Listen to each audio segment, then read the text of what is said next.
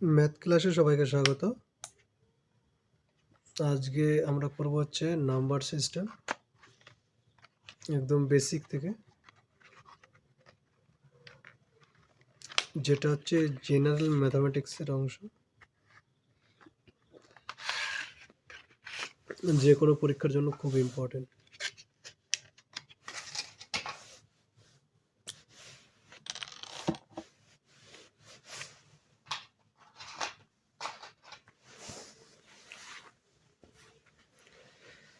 শুরু করা যাক আজকের ক্লাস। যে জিনিসগুলো আমরা প্রধানত পড়ব সেটা হচ্ছে রিয়েল নাম্বার সিস্টেম, বাস্তব সংখ্যা।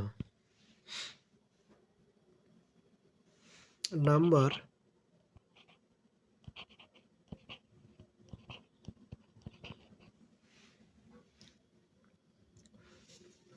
প্রথম ক্ষেত্রে দুই ধরনের বলতে পারি আমরা। একটা হচ্ছে রিয়েল নাম্বার,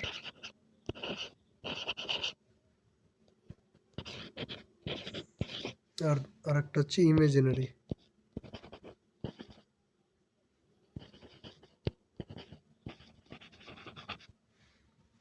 রিয়েল নাম্বার কি জিনিস?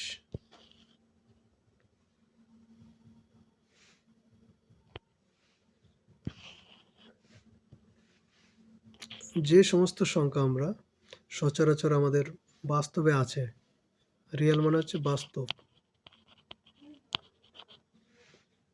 এটা হচ্ছে কাল্পনিক সংখ্যা বা ইমাজিনারি নাম্বার। 0, 1, 2 ... এগুলো হচ্ছে আমাদের রিয়েল নাম্বার। আর ইমাজিনারি নাম্বার যেটা হচ্ছে আই দিয়ে লেখা হয়, স্মল আই। আই মানে হচ্ছে √(-1). কখন কিভাবে এই আই আসলো সেটা যদি দেখতে চাই, তাহলে সাপোজ ধরো 16 এর রুট করলে আমাদের 4 আসে, কিন্তু -16 এর রুট করলে কত আসবে? সেটা আসবে 4i। কিভাবে আসবে 4iটা? √(-1) ইন্টু আমাদের লেখা যায় 16, দুটোকে সেপারেট করে দাও, ইকুয়াল টু -1। এই √(-1) এটার একটা নাম দেওয়া হয়েছে, সেটা হচ্ছে আই। এই -1কে বলা হয় ইমাজিনারি পার্ট। কোনো একটা সংখ্যা এরকম হতে পারে। আর ইমাজিনারি সংখ্যা এটা হচ্ছে 2Dর একটা অংশ, বা 2Dতে আমরা প্লট করতে পারি। আর এটা হচ্ছে সংখ্যা রেখা, আমাদের একমাত্রিক প্লট করতে পারি। আর এটা হচ্ছে দ্বিমাত্রিক একটা ক্ষেত্রে কিন্তু প্লট করতে হয়, মানে দ্বিমাত্রিক ক্ষেত্রে এই নাম্বারটা বসাতে হয় আর কি, ইমাজিনারি নাম্বারটা। কি কি বিষয় আছে একটু দেখি। নাম্বার সিস্টেম রিয়েল নাম্বার, তাহলে রিয়েল নাম্বার বোঝা গেল যে রিয়েল নাম্বার মানে এখানে আমরা কোনো ইমাজিনারি নাম্বার নিয়ে কাজ করব না, সমস্ত কাজ হবে আমাদের রিয়েল নাম্বার নিয়ে। এই রিয়েল নাম্বার আবার বেশ কয়েকটি ভাগে ভাগ করা হয়, সেটা একটু আলোকপাত করি। সেটা রিয়েল নাম্বারের মধ্যে 1, 2, 3... এই সমস্ত যে নাম্বারগুলো আছে সেগুলোর নাম হচ্ছে ন্যাচারাল নাম্বার।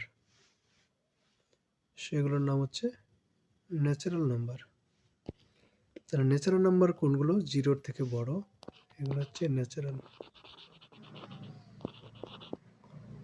ন্যাচারাল নাম্বার, বা যাকে বলা হয়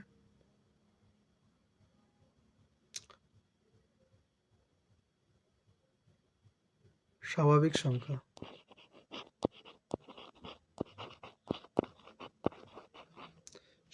সংখ্যা। এবার যদি 0 এর মধ্যে রাখা হয়, 0, 1, 2, 3, মানে 0কে যদি ধরা হয় ন্যাচারাল নাম্বারের মধ্যে, তখন এর নাম হয়ে যায় হোল নাম্বার, বা বাংলায় বলা হয় সমগ্র সংখ্যা। এগুলো একটু একটু বিষয় আমাদের জানার দরকার রয়েছে। এইবার মাইনাসগুলো নিতে হবে, -3, -2, -1, 0, এই সমস্ত সংখ্যা জিরো থাকবে 1 2 3 ডট ডট ডট এই সমস্ত নাম্বার থাকবে। এটার একটা নাম আছে, সেটা হচ্ছে অখণ্ড সংখ্যা বা ইন্টেজার। সবগুলোকে একসাথে বলা হবে ইন্টেজার।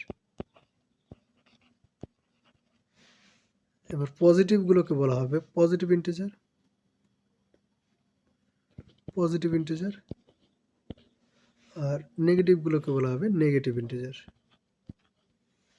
ঠিক আছে, তাহলে মোটামুটি এই সমস্ত বিষয় আমাদের জানতে হবে। ন্যাচারাল নাম্বারকে ইন্ডিকেট করা হয় ক্যাপিটাল এন দিয়ে, ইন্টিজারকে ইন্ডিকেট করা হয় ক্যাপিটাল আই অথবা জেড দিয়ে। Z plus positive integer, Z minus negative integer. Zero is also a integer. ঠিক আছে,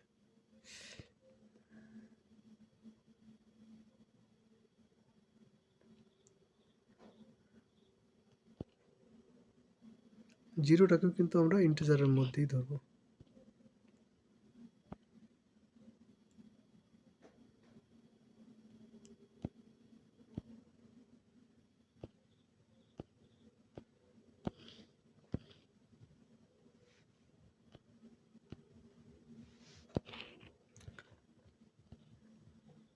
এইবার যে বিষয়টা আছে সেটা হচ্ছে অঙ্ক বা ইন্টিজার।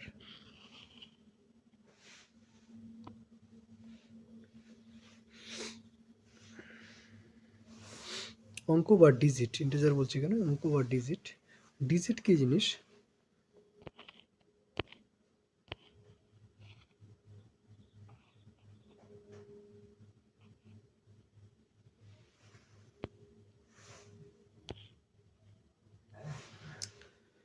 কোনো একটা সংখ্যাকে আমরা যে চিহ্ন বা প্রতীক দিয়ে প্রকাশ করি সেটাই হচ্ছে ডিজিট।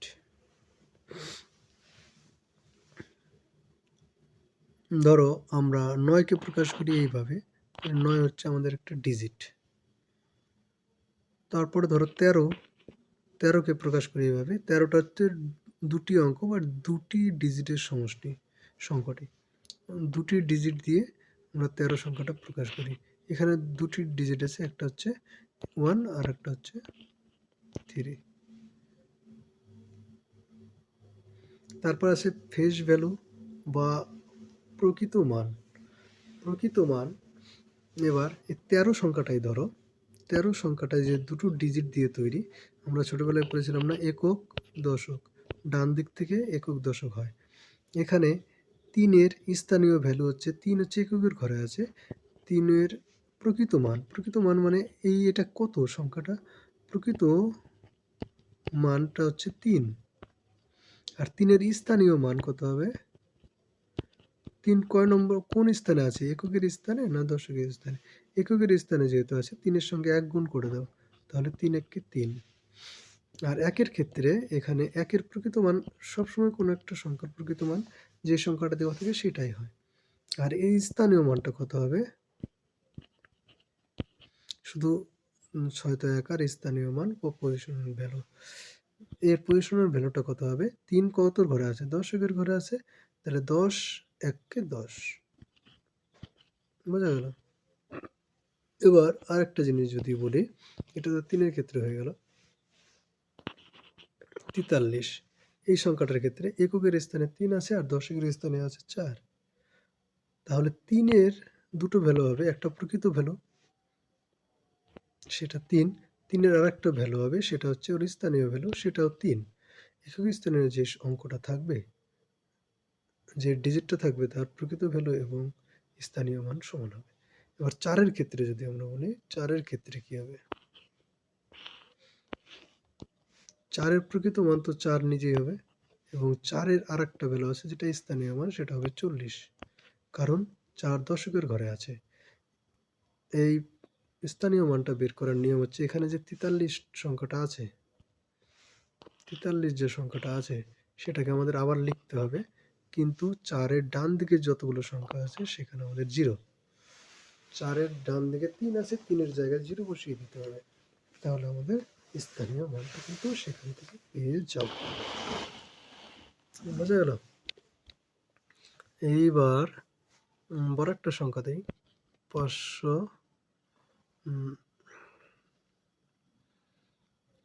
76।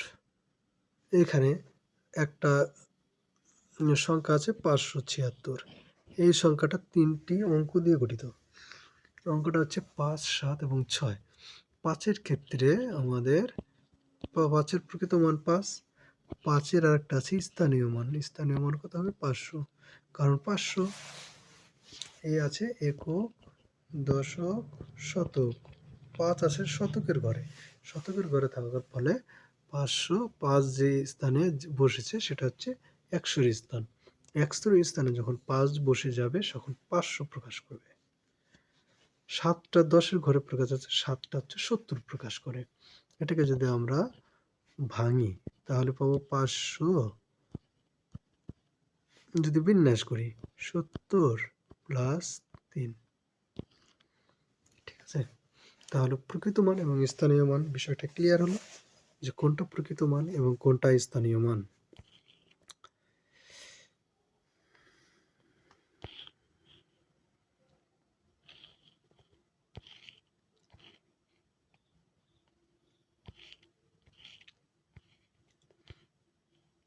এই যে এখানে দেওয়া রয়েছে স্বাভাবিক সংখ্যা। তাহলে স্বাভাবিক সংখ্যা বা ন্যাচারাল নাম্বার 1, 2, 3, 4 থেকে শুরু করে অসীম পর্যন্ত হয়। ... মানে সেটা সংখ্যাটা চলতেই থাকে। তারপর আছে মৌলিক সংখ্যা। মৌলিক সংখ্যা কোনগুলো এবং আমরা এখানে কয়েকটা জিনিস শিখব মৌলিক সংখ্যার কিছু প্রপার্টিস। সেটা হচ্ছে মৌলিক সংখ্যা মানে ছোটবেলা থেকেই জানি যে সমস্ত সংখ্যাকে সংখ্যাটা নিজে এবং 1 ছাড়া অন্য কোনো সংখ্যা দিয়ে ভাগ যায় না বা অন্য কোনোভাবে ওদেরকে গুণ আকারে প্রকাশ করা যায় না। 1 এবং সেই সংখ্যা বাদে তাদেরকে মৌলিক সংখ্যা বলা হয়।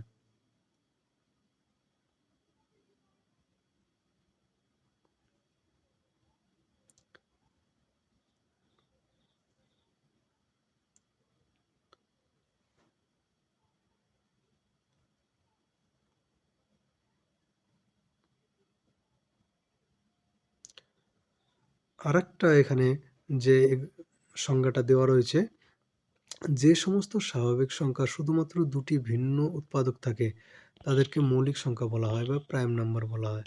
অন্য কথায় সমস্ত স্বাভাবিক শুধুমাত্র 1 এবং ওই সংখ্যাটি দ্বারা বিভাজ্য তারাই মৌলিক সংখ্যা।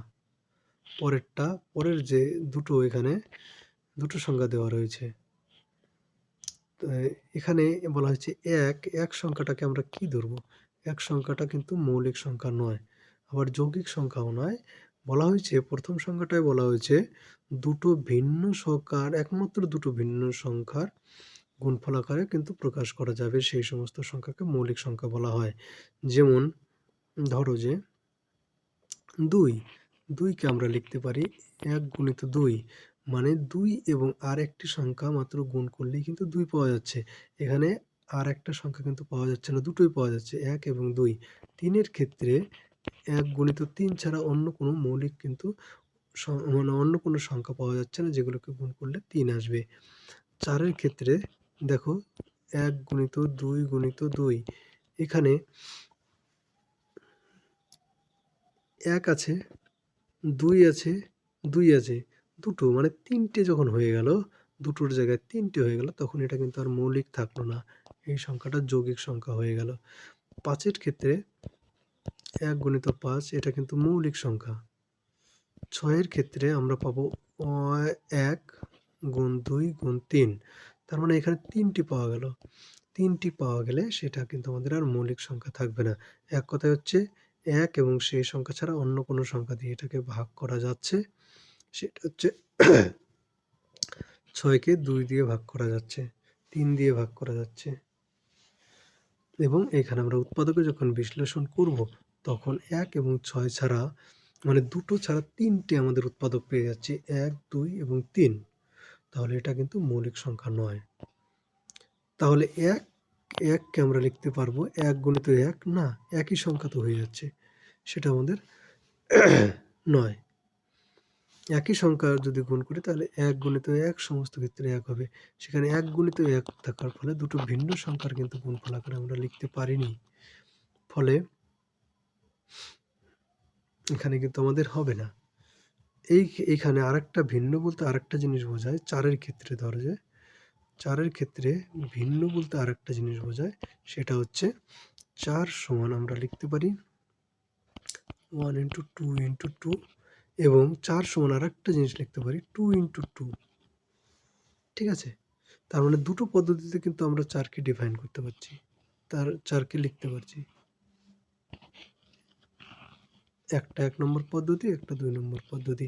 তাই এত কিছু এটা হচ্ছে বেসিক জিনিস। এটা থেকে আমরা একবারেই জানবো যে কোনো একটা সংখ্যাকে সেই সংখ্যা এবং ১ ছাড়া অন্য কোনো সংখ্যা দিয়ে ভাগ করা গেলে সেটা মৌলিক সংখ্যা হবে না। আর ভাগ করা যদি না যায় তাহলে সেটা মৌলিক সংখ্যা হবে। এটুকুই শুধু মনে রাখবো। আর সবচেয়ে ছোট মৌলিক সংখ্যা হচ্ছে আমাদের ২। সবচেয়ে ছোট মৌলিক সংখ্যা হচ্ছে আমাদের ২। ২টা কিন্তু এরকম একটা বিশেষ সংখ্যা যেটা হচ্ছে জোড় সংখ্যা। ঠিক আছে? জোড় সংখ্যা প্লাস মৌলিক সংখ্যা। যদি পরীক্ষায় প্রশ্ন আসে একমাত্র কোন জোড় সংখ্যাটি মৌলিক হবে, সেটা হচ্ছে ২। ২ একটা বিশেষ সংখ্যা যেটা জোড় কিন্তু মৌলিক। আর কোনো জোড় সংখ্যা খুঁজে পাবে না যেগুলো মৌলিক হবে। যেরকম ৪ একটা জোড় সংখ্যা কিন্তু এটা যৌগিক। ঠিক আছে? তারপরে জিনিসগুলো আছে। এবার কোন একটা সংখ্যা মৌলিক কিনা কি করে বুঝবে? ছোট, ছোট সংখ্যা তো আমরা ভাগ করে বুঝতে পারি এবং বড় একটা সংখ্যা যদি হয় তাহলে সেই সংখ্যাটা আমরা কি করে বুঝবো ওটা মৌলিক না যৌগিক?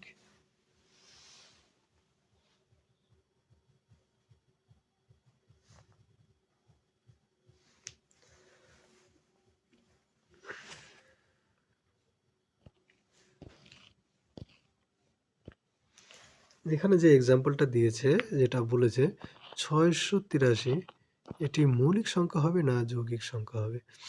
৬৮৩ কে আমরা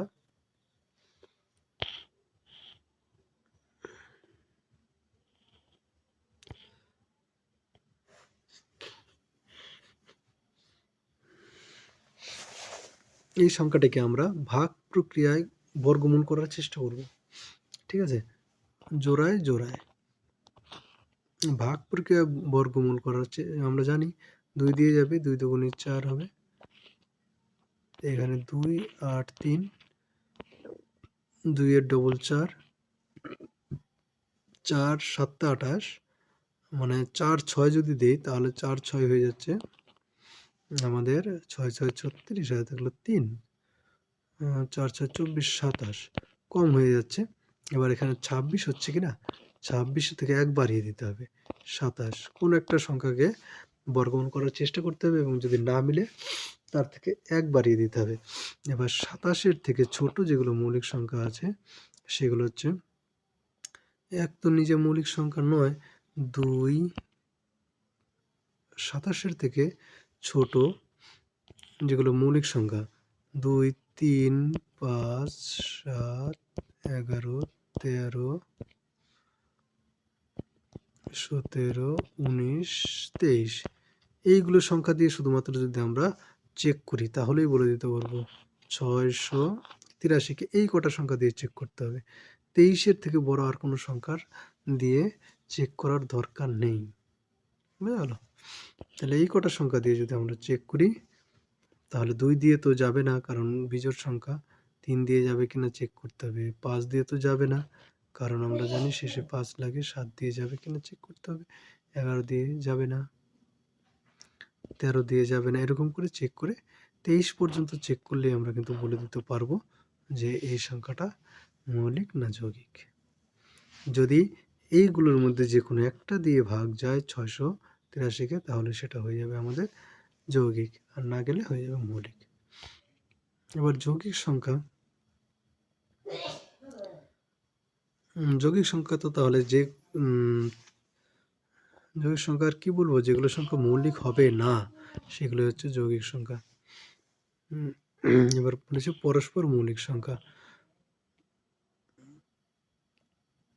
পরস্পর মৌলিক সংখ্যা মানে দুটি মৌলিক সংখ্যা তাদের সাধারণ উৎপাদক থাকবে না, তাদেরকে বলা হবে পরস্পর মৌলিক সংখ্যা। কিরকম?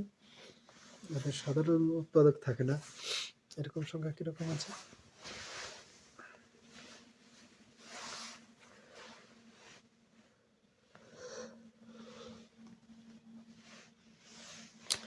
তিন এবং 5 এই দুটো হচ্ছে পরস্পর মৌলিক সংখ্যা, কারণ 3-এর উৎপাদক করলে 1 গুণিত 3 আর 5-এর উৎপাদক করলে 1 গুণিত 5।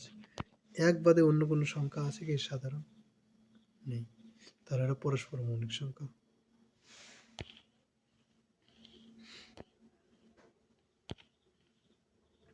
মানে দুটো উৎপাদক বিশ্লেষণ করলে কোনো মিল থাকবে না। আর কীরকম আছে? 15 এবং 16। 15 উৎপাদক বিশ্লেষণ করলে 1 গুণিত 3 গুণিত 5, আর 16কে করলে 1 গুণিত 2 গুণিত 2 গুণিত 2 গুণিত 2। কটা হলো? 8, 16। কোনো মিল নেই, এই দুটোর মধ্যে কোনো মিল নেই। অতএব এই দুটোর মধ্যে মিল না থাকার জন্য এরা কিন্তু 15 এবং 16 এরা হয়ে গেল পরস্পর মৌলিক সংখ্যা। ঠিক আছে? তারপরে বলেছে অখণ্ড সংখ্যা। অখণ্ড সংখ্যা আমি আগেই বলে দিয়েছি কি জিনিস, তাই না? অখণ্ড সংখ্যাটা আমি আগেই বলে দিয়েছি সেটা। তাহলে অখণ্ড সংখ্যা কোনগুলো হবে? 0 plus minus 1, 0 plus minus 1 plus minus 2, মানে মাইনাস দিক থেকে অসীম এবং প্লাস দিক থেকে অসীম। জোড় সংখ্যা এবং বিজোড় সংখ্যা। জোড় সংখ্যাকে সবসময় 2m আকারে কিন্তু আমরা প্রকাশ করতে পারি, 2m বা 2n আকারে। জোড় সংখ্যা মানে 2m 2n কি জিনিস? 4, এখানে 2 গুণিত 2 লিখতে পারি।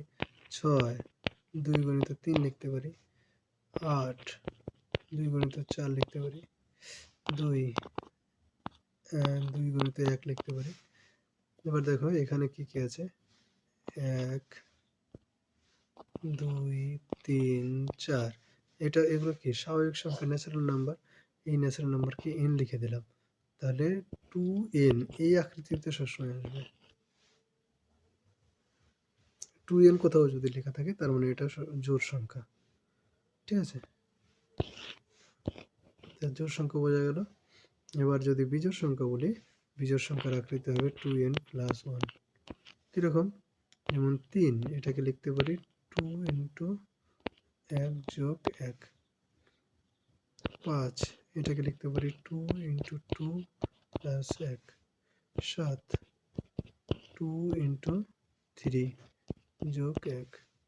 এভাবে লিখতে পারি, ডট ডট ডট ডট, আরও যেগুলো আছে সেগুলো কিন্তু লিখতে পারি। এইখানে এগুলো দেখো সমস্ত সংখ্যা, এগুলো সংখ্যাগুলো কি ন্যাচারাল নাম্বার। 2n প্লাস 1 এই আকৃতিতে লিখলাম তো, 2n প্লাস 1।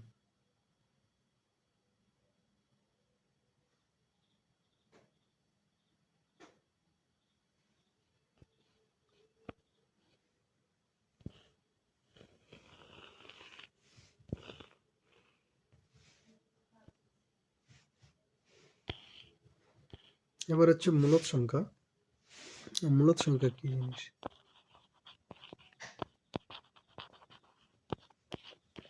মূলদ সংখ্যা মনে রাখবে কোনো সংখ্যাকে p বাই q আকারে লেখা যাবে, যেখানে p এবং q এরা পরস্পর মৌলিক সংখ্যা হবে, এবং আরেকটা জিনিস হবে p আর q ইন্টিজার হবে। ইন্টিজার মানে অখণ্ড সংখ্যা হতে হবে, আর q নট ইকুয়াল টু 0 হতে হবে। যেরকম ধরো অমূলদ সংখ্যা কোনগুলো আছে, মূলদ সংখ্যা কোনগুলো আছে একটু খেয়াল রাখতে হবে। ধরো 5/3, এই সংখ্যাটা কি হবে? মূলদ সংখ্যা হবে, কারণ 5 এবং 3 এরা ইন্টিজার এবং নিচেরটা নট ইকুয়াল টু 0 আছে।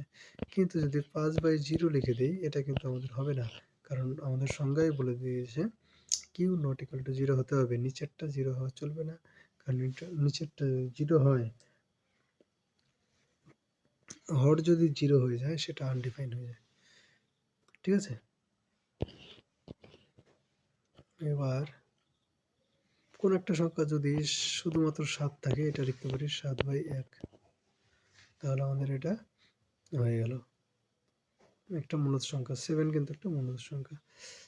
এবার অমূলদ সংখ্যা কোনগুলো আছে, যেগুলোকে কি আকারে লেখা যাবে না, যেমন √2, √3। মৌলিক সংখ্যার রুট থাকলে সেটা কিন্তু আমাদের √7, √4/25, √20, এগুলো যেগুলো ফোর্থ রুট যদি বেরোয় কিংবা কিউব রুট যদি বেরোয়, কিউব রুট আর যদি ইন্টিজার না হয় তাহলে কিন্তু হবে না।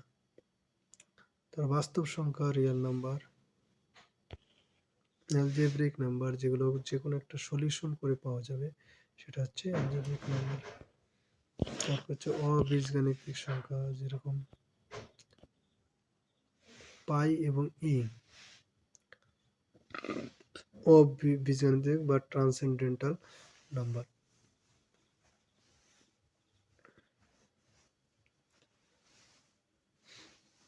আর এই ই, পাই এবং ই, এটা কিন্তু অমূলদ সংখ্যা হবে, তার সঙ্গে প্লাস ট্রান্সেন্ডেন্টাল হবে।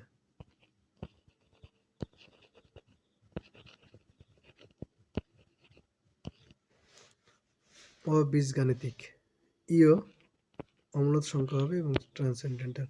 মনে রাখবে, যেগুলো ট্রান্সেন্ডেন্টাল হবে সেগুলো অবশ্যই অমূলদ সংখ্যা হবে।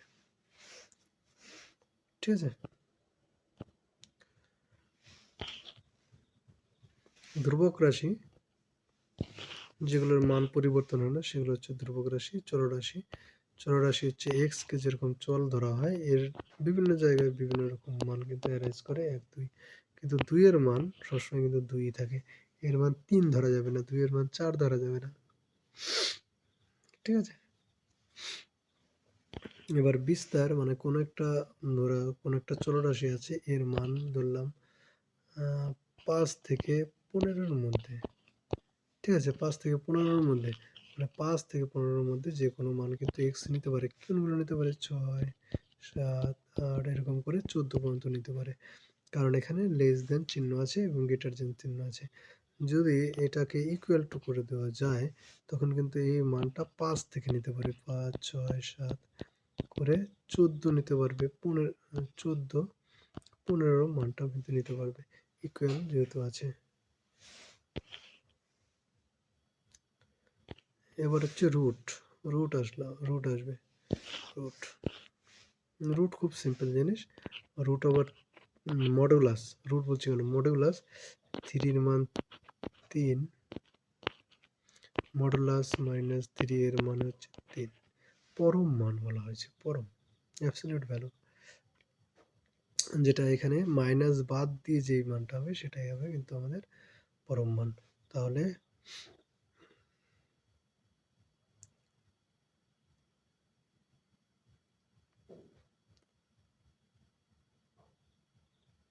বোঝা গেল, মাইনাসটাকে হজম করে নেবে, এটাই হচ্ছে পরম মান।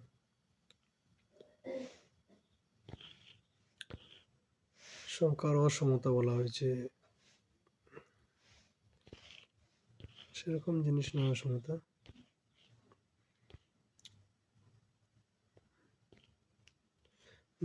এবার যেগুলো আছে বৃহত্তম সংখ্যা এবং ক্ষুদ্রতম সংখ্যা দিয়ে আছে, এগুলো না পরে আমি ইয়ের সময় করাবো, অঙ্ক করার সময় এগুলো বুঝিয়ে দেবো।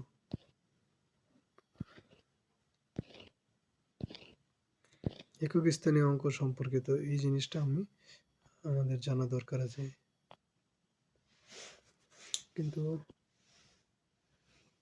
এর পরের দিন তাহলে আমরা করাবো এই একক স্থানীয় অঙ্ক। ঠিক আছে, সবাইকে থ্যাংক ইউ। ভিডিওটা লাইক করে দেবে এবং চ্যানেলকে সাবস্ক্রাইব করে দেবে। যারা নতুন আছে অবশ্যই সাবস্ক্রাইব করে নেবে।